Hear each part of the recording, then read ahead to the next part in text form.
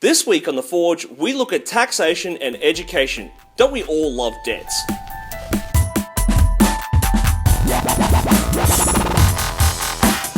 Today I'm here with Bill Mavropolous, who's a taxation specialist, and he's spotted a small problem with the way that Minister Pyne intends to charge additional interest on existing loans.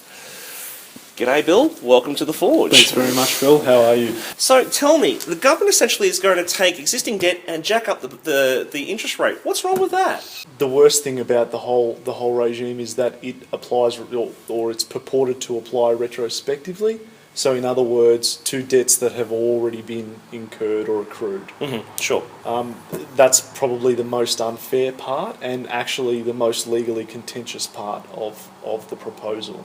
Sure, but I have a home loan and the bank can raise the interest rate at any time, right? Because it's a variable rate interest loan. What's so different about education debts? Legally, it isn't interest at all, Phil. So a HECS debt or help debt, most people colloquially will say, yes, there is an interest rate that attaches to that. But in actual fact, legally, that's seen as a form of indexation. Now, the best way to understand that concept is with reference to the market in general. Essentially, what you've got is a fixed lump sum of debt that on 1st of June every year increases slightly to make sure that same debt... So how is that not interest, though? Interest is a separate amount that's charged on the balance of a debt. The debt itself doesn't increase. So it is a separate amount entirely. What indexation is simply an inflation of that original debt so that it is worth the same in today's dollars as it was when you first took it out. So you're telling me that when the government charges CPI, they're just covering the real value of the loan? They're essentially getting nothing additional out of the money that they've lent to you. In real terms? In real terms. Okay. So if I was to study accounting today, or if I was to study it next year, it's only going to go up by, the opportunity cost of holding money. That's correct. Okay, so this is why when I read the website, it says there's no interest on your student loan, even though it's obviously going up nominally every year. That's correct, It's yes. just that my money's worth less. That's right. Okay, so there's a difference between indexation and interest. Well, why couldn't they just call it indexation and then bump it up? The issue that they've got there is, I guess it's all to do with how you look at that debt and what that debt actually is legally.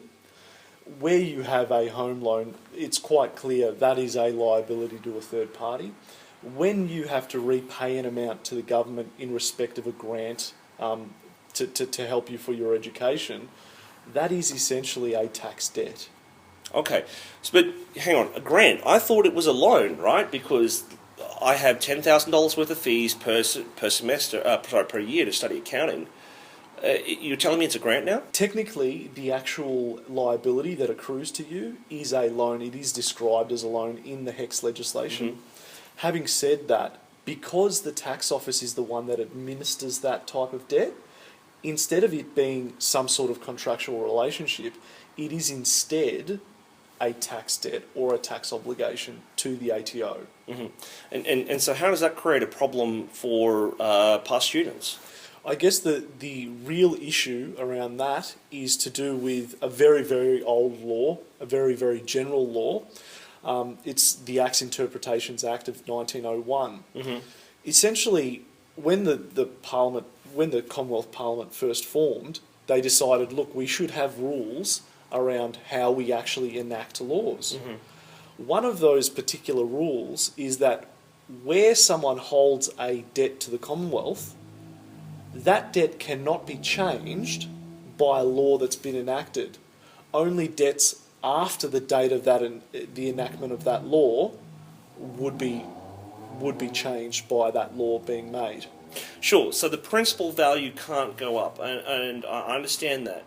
But the interest that I incur, so I go to school now, paying off for 15 years into the future, those charges aren't incurred until 15 years away. Not necessarily correct. The HECS or HELP regime itself deems that debt to have occurred on the census date. So in 2030, when I'm still paying off my loan, that is deemed to have occurred today. That debt occurred on the census date for the particular subject that you undertook. Right. Okay. So you're saying that the government can't monkey with the rate. Essentially, no. There is another reason why that could potentially be difficult. Under the Tax Administration Act, a tax debt is actually not just the primary liability that you accrue, but also future amounts. So that would be something like the indexation of the debt. So those future indexation amounts are part of the original debt? Are already part of the debt. That's correct. So I go to school now and I do accounting, cost me $10,000 a year, and you're telling me that even though I keep paying this debt off for 15 years in the future, that those indexation amounts 15 years hence are incurred today? Essentially what happens is that HECS Act states that you incur that debt or you are liable for that debt when the census date passes. So in other words, they've changed when you incur a debt to an artificial date, which basically means that they can't then say, well, you've had indexation, the debt's increased, and it's actually been incurred at a later date because they've already said to you, we've deemed it to have occurred back when you originally were studying and the census date passed. So both the principal plus the indexation are actually past debts and therefore can't be changed under... That would be the legal argument, yes. Right. So if I go to the website right now, the department and indeed Minister Pyne are quite clear that they intend this to be charged on previous students. Yep.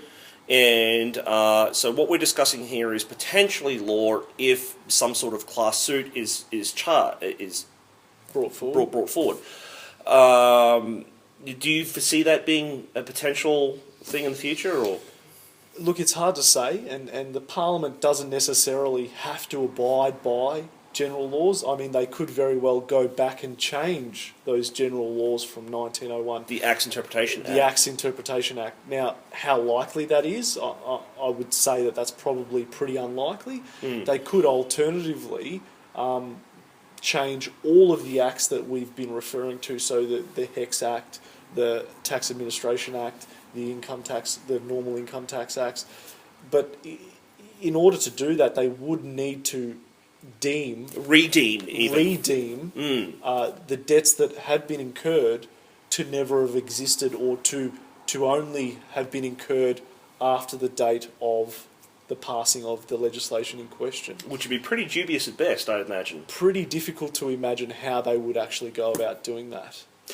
Okay, so that would mean that if a class action was brought, and it's very likely that there could be a problem with the way that the government has structured the legislation, potentially, the bills, the government would then have to grandfather former students' debt. Is that right?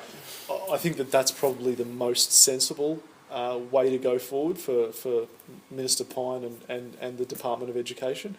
I think that potentially a class action in that area could be highly damaging, not just politically, but economically for the government. If the challenge comes quite a number of years after the enactment of the law, additional charges would have accrued on those debts. It would be big. It would be quite significant. It would be significant. So I guess the thing is, it's a bit of a ticking time bomb, and they may just be better off grandfathering those old debts and simply imposing that increased indexation on new debts only. Oh, that's interesting. So do you think that it's highly likely, I mean, in your opinion, that someone would mount a legal challenge because at the moment the government doesn't seem to have considered this technical issue? I think most probably not right away. I think because obviously the additional cost that would be incurred would accrue over a long period of time, it would make more financial sense for former students and students that had former debts that had been incurred to wait for a small period of time, and then obviously pool resources to lodge some form of class action and test that law. The problem that you're talking about here, that won't be a problem for students. Like, if I'm 16 years old right now, I'm about to go to school in 2 years. Unfortunately, yeah, I'm going to get caught. They would be subject to those rules. Yes. Oh, that's unfortunate for our younger viewers, yes, I suppose. Well, look, Bill, thank you very much for coming on the show this week, and this will be very, very interesting because in terms of both taxation, equity, policy, and indeed just education in Australia, now is a very, very interesting time. It is very much so. Thank you for coming on to the Forge. Cheers, Phil.